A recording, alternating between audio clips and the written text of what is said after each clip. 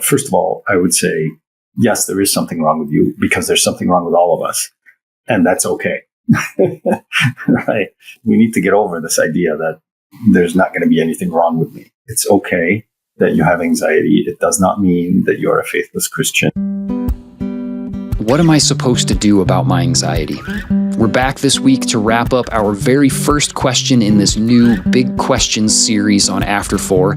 Last week, we started learning the 3 A's for developing a healthier approach to managing anxiety. We covered avoiding less and started accepting more. This week, licensed clinical counselor and spiritual director Nader Sahyouni returns to finish clarifying what it means to accept more and how to attach better, to wrap up the 3 A's together and to help all of us take a practical, gracious approach to managing anxiety with Jesus by our side. If you missed it, you can check the show notes for part 1 and get up to speed. Welcome to After 4, your podcast for navigating life after graduation. I'm your host and guide, John Steele, and this one's for you, alumni. Yeah. And just for the sake of clarity, the thing that you are accepting more in these circumstances, I mean, is it just that you are accepting that sometimes like gross things just happen? And I'm going to accept the fact that more than likely I'm going to be able to engage with this and I will be just fine. And even if I did get sick from this, which I know is like, that is like legitimate anxiety that you experience, like that is actually something that you're anxious about. But that even if I did get a little bit sick from this, like more than likely, what's the worst thing that would happen to me if I got a little bit sick? And like, can you just clarify a little bit to make sure that we know, like, what is it that you are accepting more of in these scenarios? Yeah, John, I missed explaining that more in the beginning. Oh, okay. So thank you for asking that. The thing that we are accepting more is the lack of certainty. Okay. We get anxious when we can't be certain that the thing that we're anxious about won't happen. Okay. Yeah. And so we're trying to become safe by feeling certain about the future. Yes. Which then would more than likely could lead to further avoidance. If I can't be certain, then I'm just not even going to go out there and try. Because something could go wrong and I don't want to deal with that. Exactly. Okay. Or you could try to seek even more reassurance by trying to overplan. If they say this, I'm going to say that. And I'm going to plan the first 5 minutes of the conversation and the second 5 minutes. And I'm going to plan and plan and plan and plan. And that's where people start to overplan and overfunction. And then they feel more and more anxious. Yes. And then you start to see how the opposite of these 3 A's that you're explaining to us, how they all just feed into each other, just sort of unwatched. They all just sort of strengthen the other one, downward spiral, and it just gets worse and worse. Exactly. And social media is another place where reassurance seeking becomes a big issue. So when I first wrote my book, people told me you need to get an Instagram account. And so I created an Instagram account. I started posting. The first post I looked, it got so many likes, a couple of shares, great. And the second one I noticed didn't do well. So I started checking again. I was checking. I'm like, wait a minute, why am I anxious about this? Well, it's because I'm checking. I'm seeking reassurance that I'm still liked, that I'm still popular, that people still think I have valid things to say. So social media gives us a scorecard about our social acceptance and how we're doing relative to our peers. And that's important to the brain. Because when you think about primitive humans, they relied on belonging to their social clan, to their families, their tribes, or security. And so rejection brings the danger of rejection, exile. So think of Hagar, Abraham and Hagar, right? Hagar's exiled. She's at risk of dying. Yeah. Right. So in our brains, rejection is deeply felt. It's not just a first world problem. Rejection is, our brain interprets it as serious business. So when we start to feed that anxiety by looking at the scorecard of social media, we just feed the anxiety machine about social anxiety. Yes, which is really interesting because that would give us some sort of, whether it's true or not, it would give us some sort of objective measurement, especially if it's somebody that we see on a regular basis, that if they'd never like my posts. So then next time I see them in real life, does this person actually like me? And so maybe I just avoid talking to this person in real life because I have some sense of they don't like my pictures, so they don't like me. And that we like you said, we have this scorecard that actually doesn't equate to reality. This person loves you beyond belief, but that maybe they just hate Instagram. They just don't like.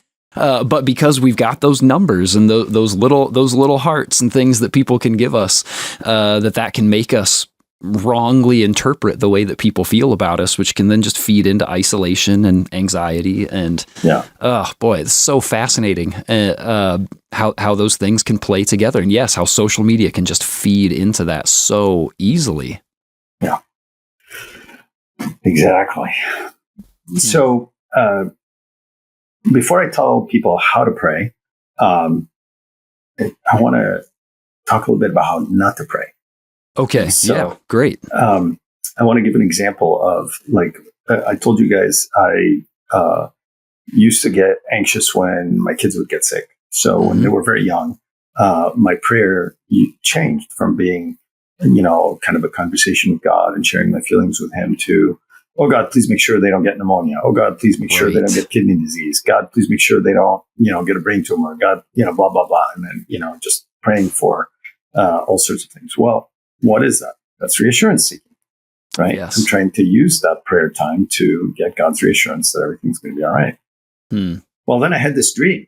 And in this dream, I was eating this meal and I couldn't get the food to my mouth with the spoon because there were so many flies around and I was swatting at the flies. Interesting. And so, it seemed to me pretty clear. God was saying the flies were the anxieties. And the food I was trying to eat was the spiritual food, the spiritual nourishment of daily prayer. And when I was trying to swat the anxieties, my reassurance seeking was preventing me from getting spiritual sustenance. It was ruining my prayer life. Yeah. And so instead, a better way to pray would be, if you are anxious about something, once again, work on discernment of whether you should be seeking reassurance. Ask God, is this the right way to pray? Should I be praying less of it? Obviously, God didn't even wait for me to ask that. He just told me, stop. Yeah. Isn't that good for you? Get some confirmation from others. Just like the avoidance prayer, right? Try to, use community to get some clarity as to what is reasonable and what's not. And then once you're clear, ask for the strength, the courage, and the motivation to not seek reassurance.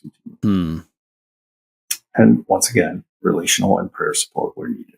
Yes. Yes. So when we put the two together, the avoidance and not avoiding and not reassurance seeking, there's a prayer model that we can learn from Jesus and Paul.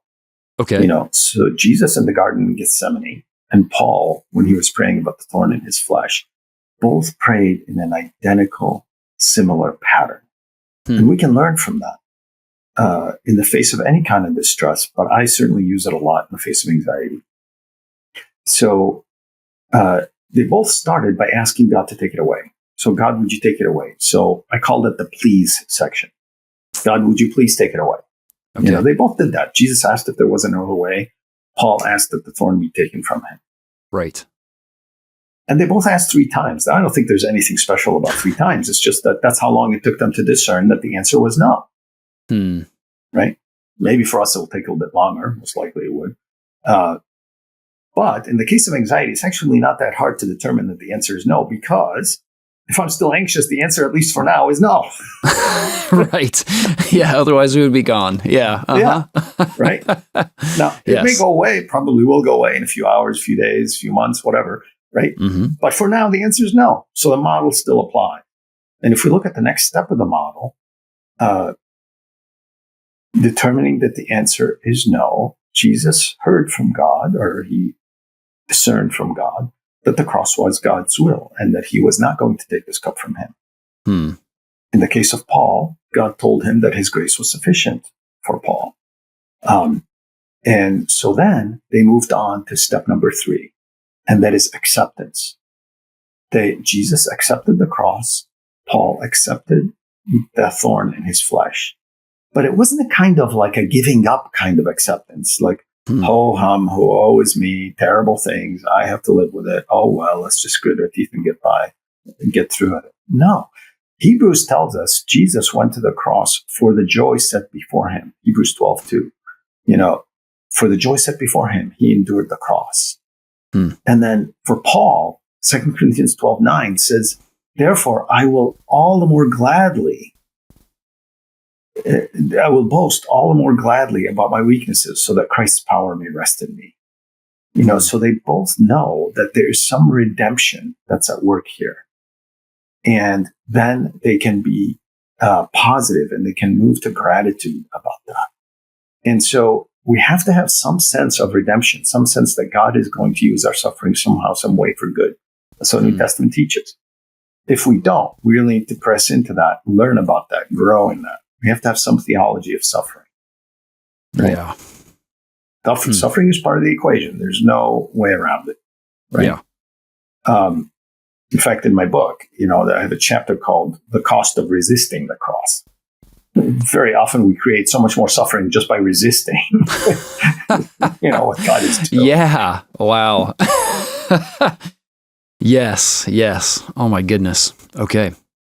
So then the accepting with the hope for redemption, that becomes really important. And one way that that's helpful is with gratitude. And that really helps in the brain because, when they do imaging research on people that they give exercises to do gratitude. So they're giving people exercises to do gratitude. They put them in a functional MRI machine and they take pictures of the brain. There are 2 structures that light up. And one of them is called the anterior cingulate cortex. And that part of the brain is involved in emotional regulation. It is part of the brain that calms down the amygdala. So in Philippians 4:6, when Paul says, do not be anxious for anything, like you brought up, John, earlier, but in every situation by prayer and petition with thanksgiving, present your requests to God. He's leveraging the neuroscience in the brain. No way. Yeah. That's unbelievable. Yeah. That is so crazy. Okay. So what I suggest to people then is the 3 steps to use following Jesus and Paul is to say, please, God, please take it away. And the second, if the answer is no, the answer is, then it's yes, acceptance. And then thank you, gratitude for the good that God is bringing out of this. And in the midst of it, I'm not going to know what that good is. So it requires faith. It's a stretching of faith. It's kind of like doing push-ups, right? It's definitely working those muscles of faith. It's not easy, but it changes our relationship to the suffering. We start to experience it differently. And so the gratitude part, I actually suggest people to move it up in the order to make it easier to accept. So rather than please, yes, and thank you, I suggest people do the please, thank you, and yes.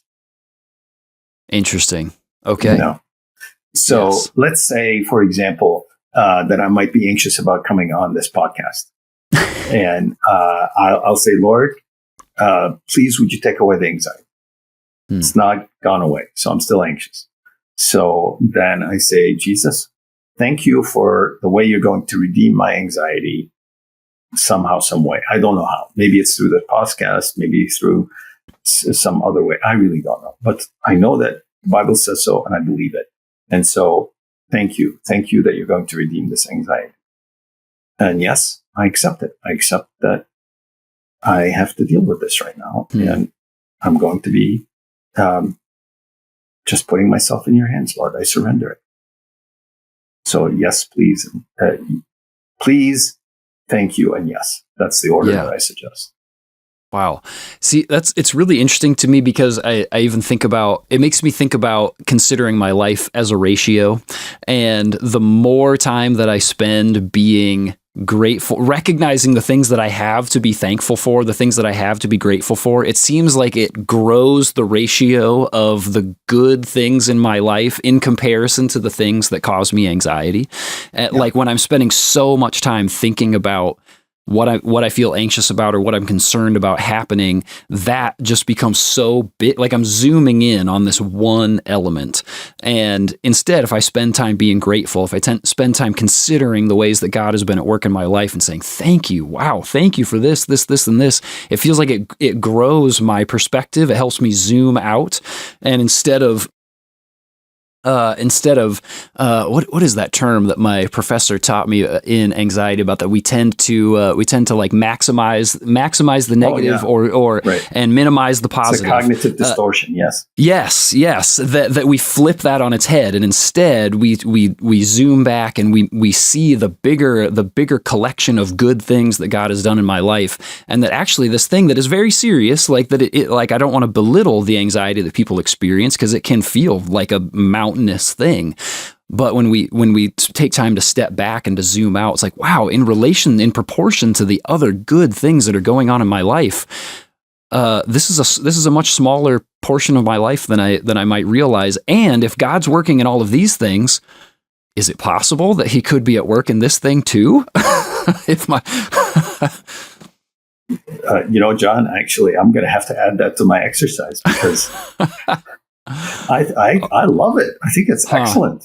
The idea of confronting the cognitive distortion like that through gratitude is fantastic. Yeah. Well, great. The thing I will say, though, when it comes to being thankful for God working in the anxiety, working redemption in the anxiety, is that it increases faith that He is at work in this circumstance. Yes. Right? And that's one positive. So to get the best of both worlds, I would suggest they do both. Your professor's exercise and what I'm suggesting. Yes, absolutely. That's fantastic. Okay, then I think does this bring us to our third A, which is not the low hanging fruit. So here's the challenging one, I guess. Right. Yeah. So this is the challenging one, but it is the most fun. Right. So awesome. At least this one is not painful to do. Okay. So the third A takes longer, and it's attached better. And the way where I kind of stumbled on this is that I noticed that when I used to be anxious, people would tell me, and I still get anxious, of course, but people would tell me, you have to trust God more. In particular, my dad, had the natural gift for trusting God, but I didn't. And so he would just tell me, I have to trust. And to me, it felt like he was speaking a foreign language. I'm like, what does that even mean? Trust God. God's not going to stop bad things from happening. So what's the point of trusting Him? So I started to read lots of books about trusting God. And, I was thinking maybe if I could figure out how God's sovereignty interacts in a world of cause and effect, where somebody could do some crazy thing and drunk driver could, really hurt my family. Maybe if I could figure that out, then I could learn to trust God. Well, it did help a little bit, but not a ton. Like, I remember one particular book stood out to me was a book by the Navigators called Trusting God When Life Doesn't Make Sense, or something like that, by a guy called Gerald. Gosh, no, I'm not going to remember his name. Anyway, the book talks about the fact that because God is most powerful, God is most wise, God is most loving, I can therefore trust Him. And can't argue with that theology. It's 100% correct, right? But somehow, after reading that book, I was still anxious. Yes.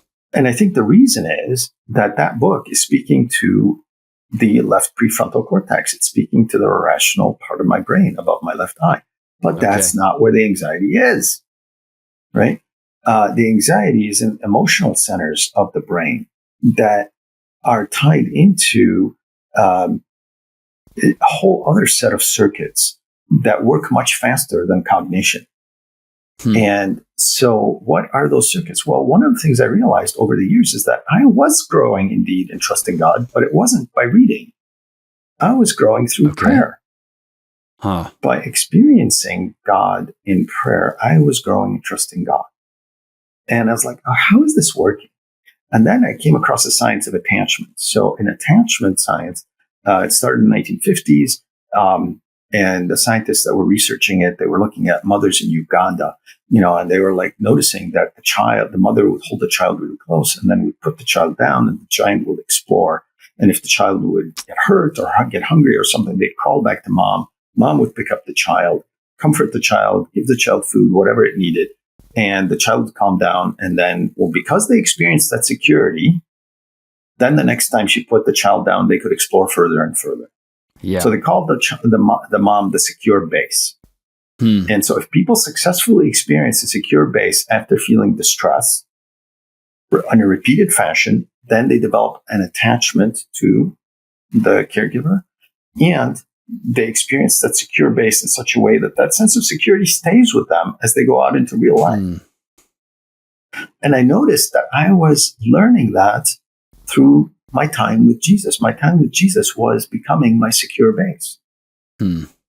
That I would come to Jesus with my challenges, and I would tell him my feelings that things that I was upset about. I would receive his comfort, and that would build that attachment, that sense of secure base, so that then I could go out into the world and feel a little bit more secure. And that took a long time. And that's on the order of months and years. Yes. But, hopefully we'll spend the rest of our times learning to follow Jesus. So we want to be at least learning in the right direction. Right. And so over time and over the years, that started to increase trust. Is by receiving God's care and by seeing him intervene in my life. You get a sense of his power. You get the sense that, oh, this guy can take care of me. Right? Yeah. Yes. And because I've experienced that attachment to him, when he doesn't and something goes wrong, then I can trust, okay, it's for some reason he knows, that this is somehow all right in his eyes. Yeah. Which just really speaks to some of the ongoing encouragement that we don't just give to alumni, that we give to one another, of continuing to lean in with the Lord, even in the times like it feels like, man, where is God in this situation?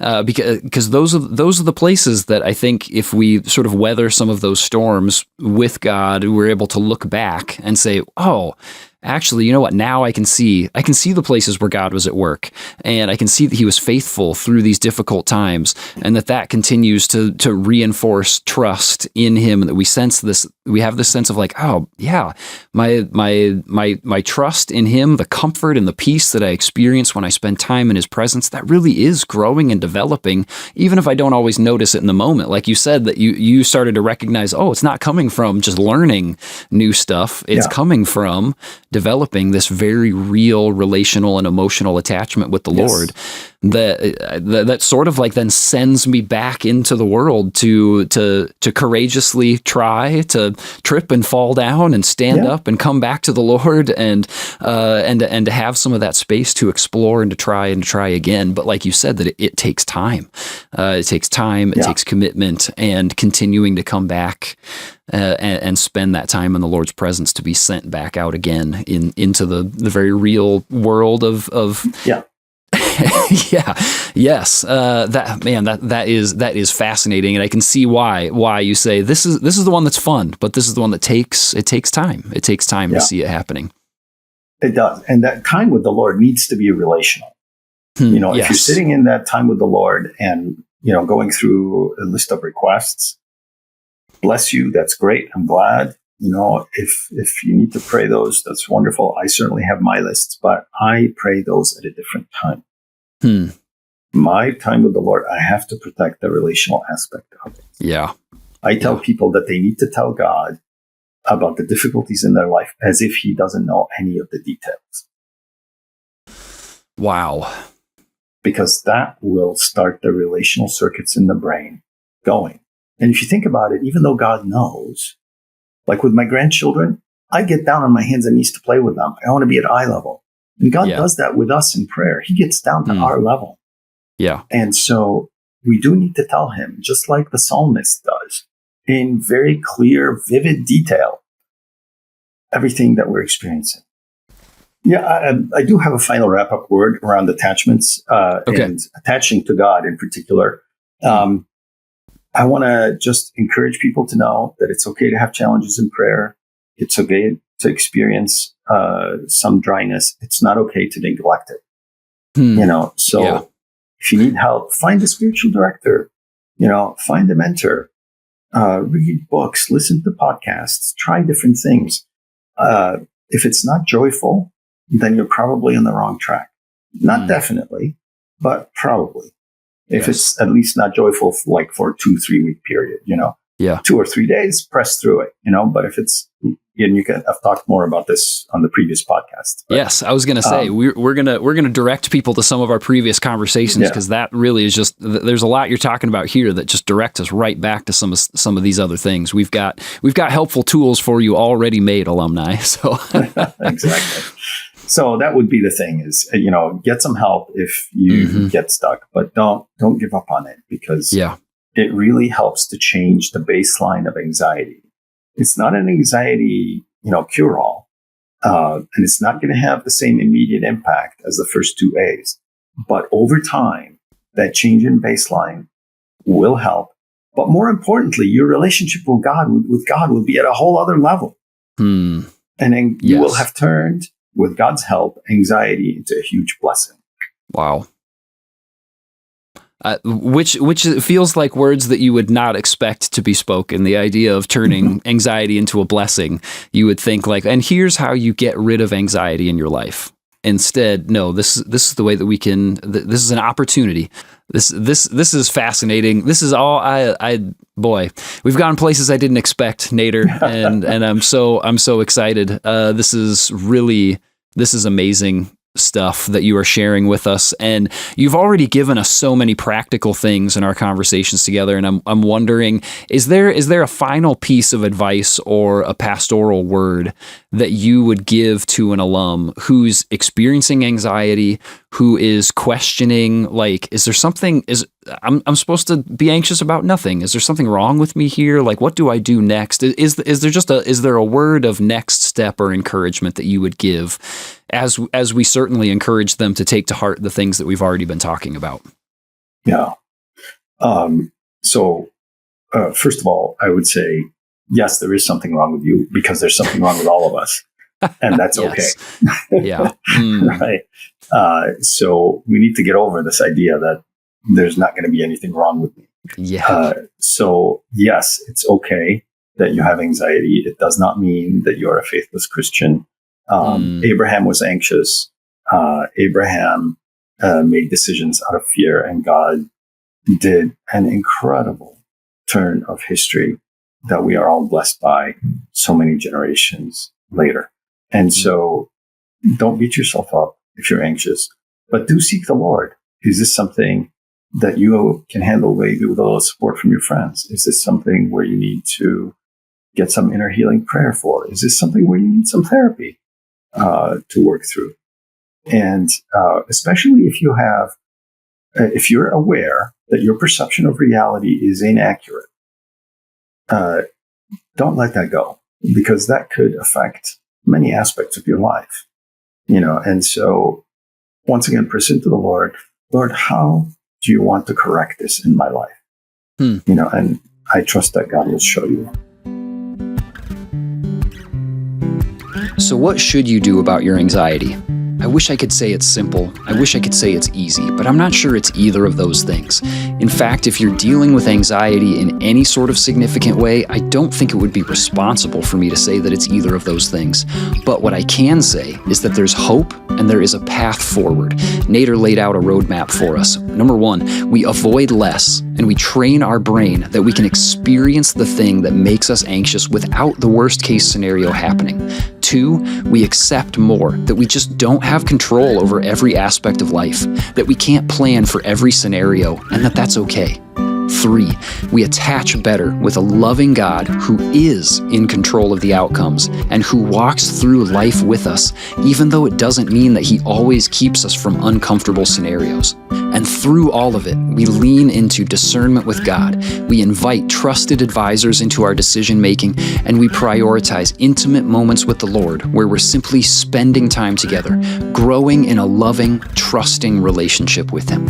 It's not necessarily a recipe for eliminating anxiety. In fact, just like Jesus and the cross or Paul and the thorn in his flesh, it's possible that God may be asking you to live with the reality of anxiety, which may be an invitation to suffer. And that's hard, alumni. But it's also an opportunity to see God move in ways that you never would have expected, and to see him do a work of redemption in the midst of anxiety. I hope this feels like a helpful roadmap for doing that well. Nader, thanks so much for joining us again on After 4. Once again, I'm so grateful for your thoughtful leadership in this area. Alumni, check the show notes for more resources from Nader, and then be sure to come back next week as we answer the question, how do I lead after graduation? Until then, consider sharing this episode with someone who needs to hear it, and I will see you in the after, alumni. Thanks for listening to After 4. This podcast is brought to you by the InterVarsity Alumni Relations Team, hosted and produced by John Steele, production assistance by Mike Zentera, edited by Caleb Leppert, and our After 4 theme music was written and performed by John Steele.